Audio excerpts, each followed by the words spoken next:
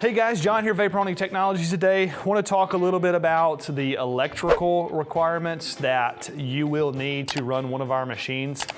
We build machines in both single phase and three phase, depending on what you need and what works best for you. A lot of people ask us what the differences are between. There are no major differences. It's really what works best for you. So do you have single phase 110, single phase 220, or do you have three phase that's available? And again, that's going to depend on your space too. So you know, what panels do you have in place? Do you have existing disconnects that you want to hook into? Or do you just have simple 110 plug outlets that you want to hook up to? That is exactly how we build your product. We do have stock of many different cabinets. At this point on July 6th, we have stock units in place, but again, we can always build something that works for you if we don't have it.